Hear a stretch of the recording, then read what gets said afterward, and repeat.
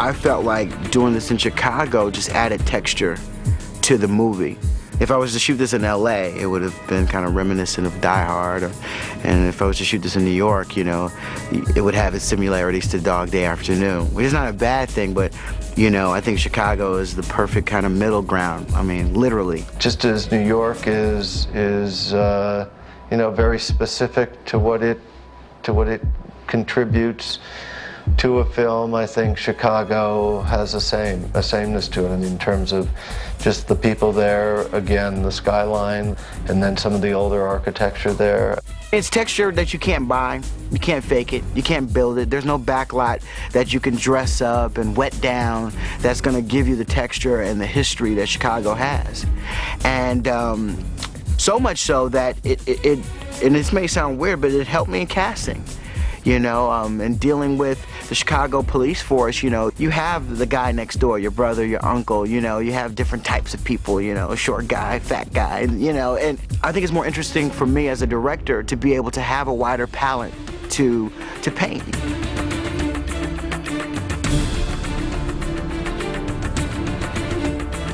It wasn't set in stone, you know, it was written kind of like, here's a building, and it's a city building. It wasn't described as a big, tall, kind of beautiful building or anything like that. It was, here's a building, and across the street is Command Center. And I told Holger, I said, I want you to find the most interesting way to play the Chicago River. Which of course made big sense to me because it is downtown Chicago. Chicago, you know, the river, skyscrapers, the L train. Holger was perfect for this because he shared the same vision. You know, we didn't want to make it in this dull, dreary kind of city building. I found the building, the Donnelly building in 77 Wacker. It had something that no other building had, a very modern, government building looking feeling to it, even so it was totally contrast to what I think everybody was looking for and read in the script, a down, dirty, cheap kind of an office building. That was a big contrast, and I was a little concerned that I might run against the wall somehow.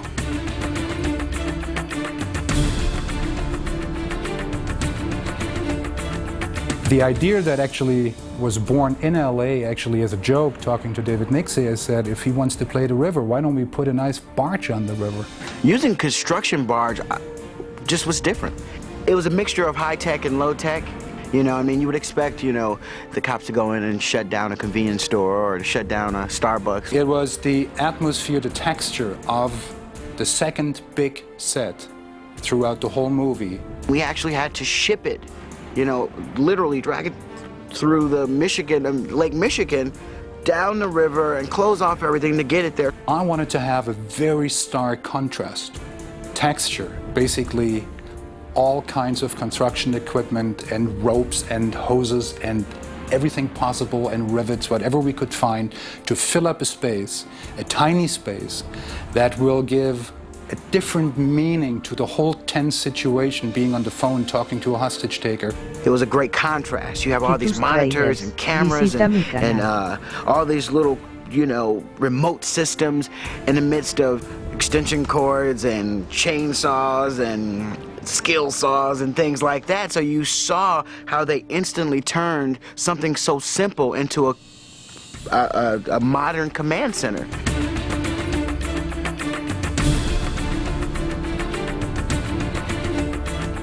I went to the hotel at night, and on the back little notepads of the Four Seasons hotels, while I was waiting, I scribbled down a scenario around the river, our building, and what I would do, and this is the one I showed to Gary.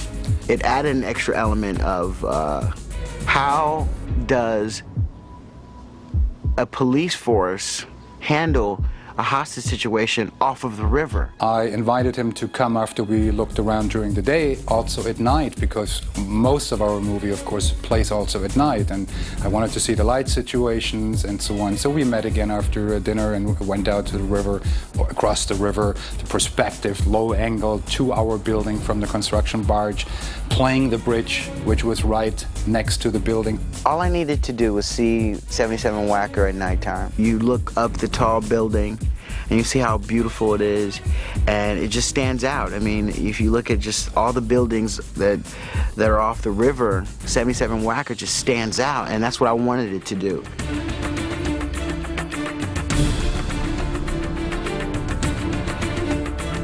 The process was to now talk to New Regency, to David Oberman, to all people involved, and try to convince them of the scenario. It is not what the script was written for, but I really could sense now that Gary, in his mind, had worked out a scenario that would make it work. Well, I thought we were going to have a little fight with production and with the studio, because it was an expensive proposition, and again, the script read kind of, you know, city building, nothing really special, and you know, I really wanted to make it special, and Holger was there to fight with me in the background going, there's no other way to do it, there's no other way to do it. When they came back with the Wacker pictures and the river in juxtaposition and the barge and so forth, it became a whole new deal.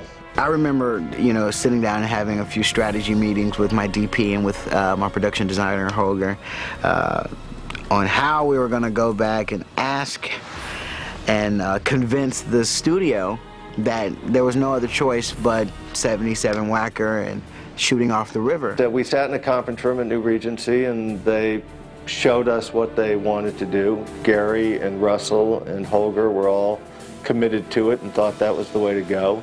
And I remember protecting my ass in that room saying, I just want everybody to be aware this will have a cost impact, and if you're ready to go ahead and do it, then it's a great thing to do for the film. David Madelon said, let's go. They understood that I wasn't there really to take advantage of the situation. I just really wanted to make the most of this movie in every area, from casting to locations, and shooting off the river and shooting in Chicago just added that much more, you know, and they understood it and they listened and they went for it.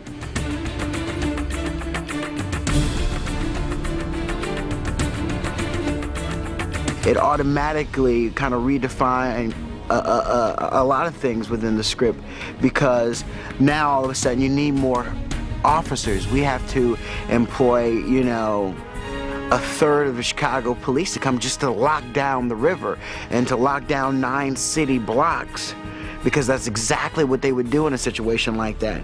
The chief hostage negotiator is taking hostages himself in the IAB office. It's not just a normal hostage situation. All hell will break loose.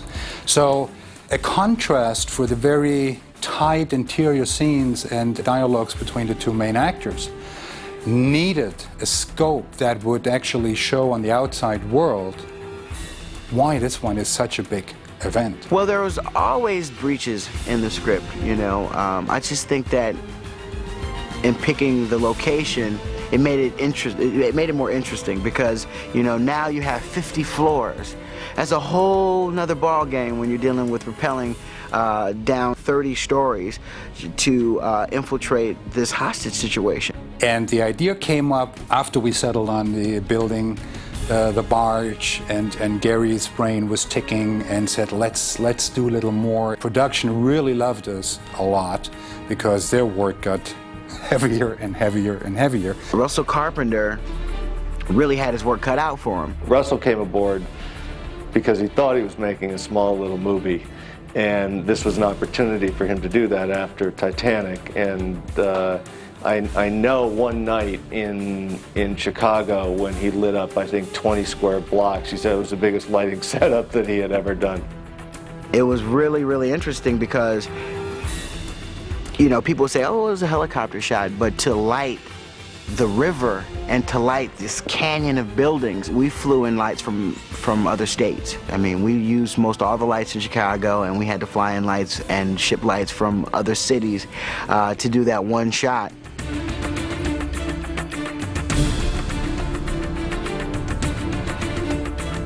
In a way, we had to set siege to the city of Chicago. So we marshaled our troops and like a military exercise, really, came in and invaded 9 square blocks of downtown North Loop area of the city of Chicago. It was kind of a disadvantage at a certain point because we had to spend a good part of my shooting time just locking down a good chunk of this river. We had a great amount of cooperation, not only from the business owners and the local residents there, but from the city of Chicago. But it became a logistical battle, really.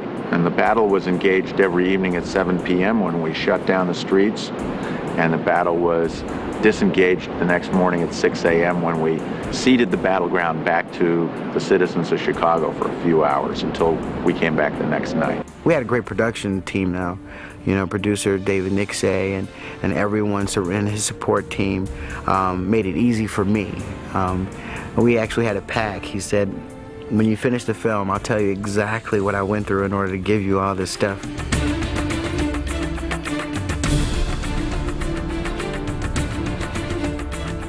Here on stage, what we've done is take a little corner of a 50-story skyscraper from the banks of the Chicago River and replicate it. We've taken a small slice out of the edge of the pie, 3 stories tall and half a block wide on either side, so that we can recreate this portion of the 19th, 20th, and 21st floors of 77 West Wacker Drive.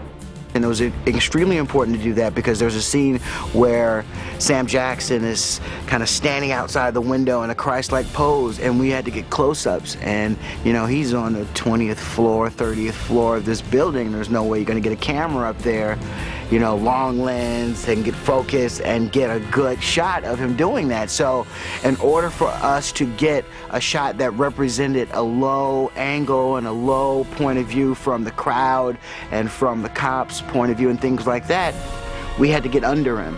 So we had to build the set, and we had to elevate the set. You have to make a set so workable, not just for the look, but also for lighting, for camera, for action, for just name it. I love to shoot with long lenses. So to build that set gave me the opportunity to remove the walls and to put a camera on the outside of the office and to put a camera on the outside of the building, actually, to get different angles. We had tactical police officers rappelling from the 32nd floor down to the 20th floor and swinging in the windows when they're making a tactical approach, an assault, trying to rescue the hostages. Here on stage, we'll be able to amplify that work by shooting more shots with these rappellers on the outside of this building here. We really had to recognize that at the end of all of this, it's going to have to come down, and we're going to have to burn it, and we're going to have to mix the elements of fire and water and smoke, which, you know, short of rebuilding a good section of that building, we couldn't do it in Chicago.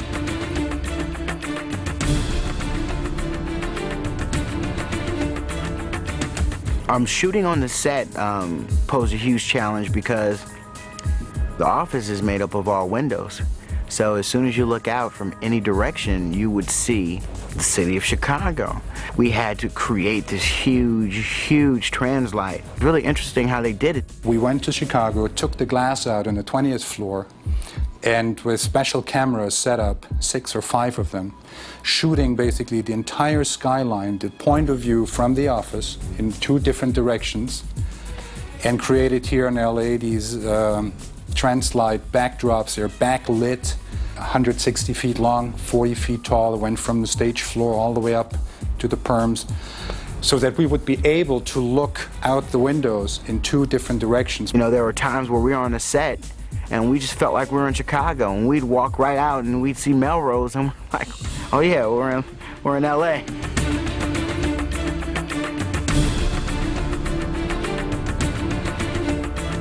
I wanted the locations to define and accentuate the moments in the film. I think all our efforts, part of the art department work, F. Gary's work, Russell Carpenter, the cameraman, I think we created a interesting Chicago look.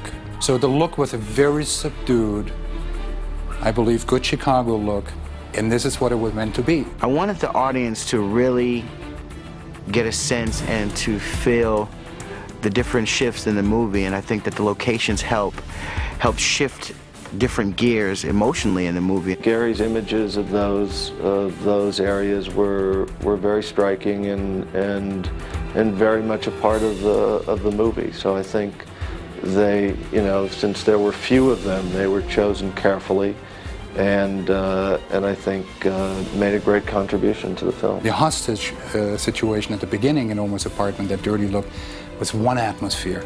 It was in sharp contrast to a pretty sterile modern building like, the office in the IAB. And different look, also richly textured, knee bombs at the end, and the construction barge. So the design, the look of the movie was to set off these 4 or 5 main different textures against each other to support the story without interfering with the story. One thing about this project that I really loved is that everyone had the passion to make it right. So in dealing with the building and dealing with, the trans lights and dealing with investing so much time and energy and money and effort into making it right, I think that that's the reason why it's seamless.